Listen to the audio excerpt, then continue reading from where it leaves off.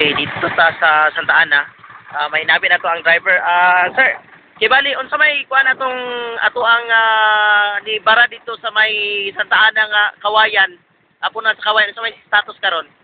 Kami karon di ba yun na to tirag yung maayo kay wa okay sakto nga kable.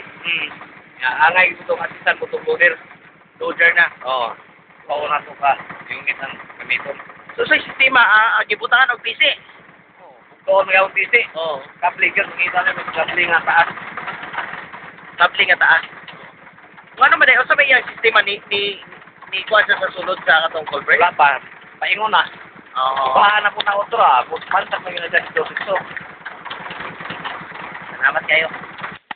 So kini mga kaigsonan ang mga nakuha sa ato ang bako sa LGU sa San Francisco aron nga magkuha kining bara dinhi sa tulay no sa kining Santa Ana apan ni surrender sila ni back out ang bako a while ago ato na hinabi ang driver because of kanang di gud makaya gyud og kuha kining nagbara karon nga Kawayan dinhing dapita sa ato makita karon usa ka punuan sa Kawayan ang dia dinhi karon sa maong area no sa tulay nga nag-ali o nag-atang dinhi sa kining nasangpit nga tulay no kung magbaha siguradong i-erode na pod kining nasangpit nga Kawayan ngari sa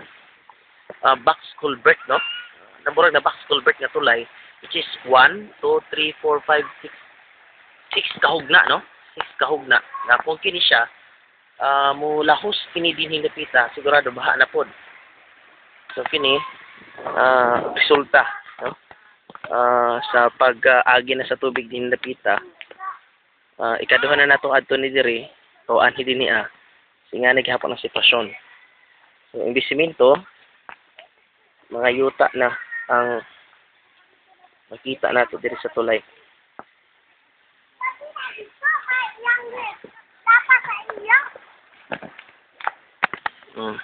So kini karon gikalingawan na ni diri og dito sa mga bata. No?